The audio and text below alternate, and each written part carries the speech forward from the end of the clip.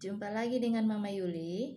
Nah, sekarang saya akan berbagi informasi untuk teman-teman atau saudara-saudara yang mengalami sakit asam lambung. Nah, sakit asam lambung ini harus segera diatasi supaya tidak mengganggu semua aktivitas teman-temannya.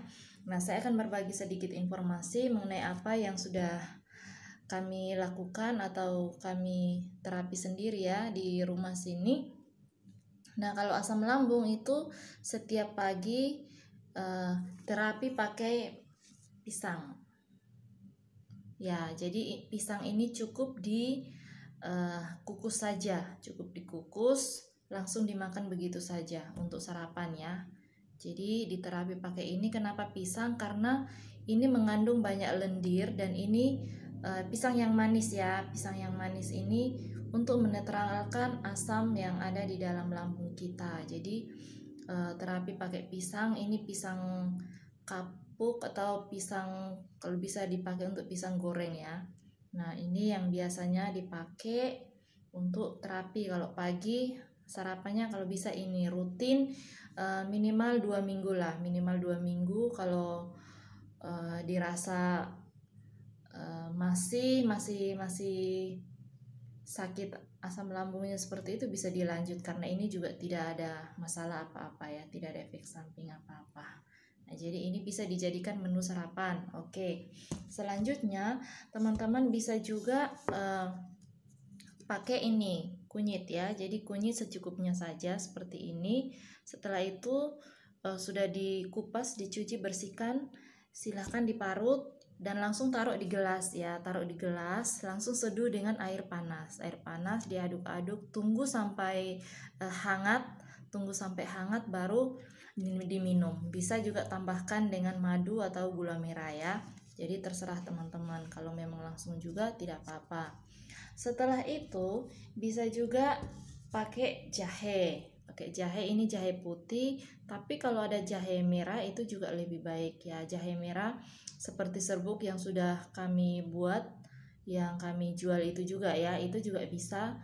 Dan ada satu bapak yang beliau rutin juga membeli ya yang bungkusan kecil-kecil harga 2.500 itu karena dia selama ini minum dan cocok. Jadi jahe juga bisa menjadi solusi untuk teman-teman yang asam lambung. Nah, jahe juga kurang lebih sama tapi kalau ini direbus saja. Jadi ambil secukupnya jahe, digeprek aja atau diparut baru rebus.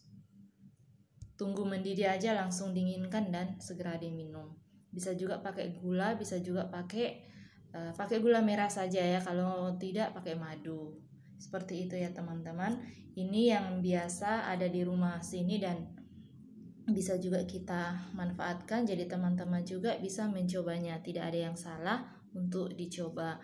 Nah, jahe ini juga bagus untuk menetralkan rasa mual ya. Jadi kalau orang mual ini juga jahe juga solusinya untuk teman-teman konsumsi supaya bisa tidak mual-mual lagi seperti itu.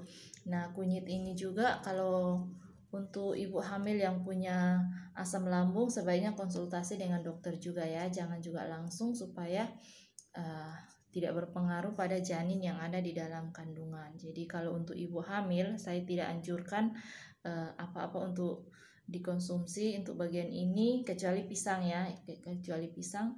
Tapi kalau mengenai kunyit atau bahan lain-lain yang mungkin berpengaruh bisa dikonsultasikan dengan dokter supaya tidak bermasalah seperti itu. Dan juga yang berikutnya juga adalah air putih. Air putih hangat kalau rasa sangat panas dadanya langsung saja minum air hangat. Setelah itu makan permen karet ya, makan permen karet.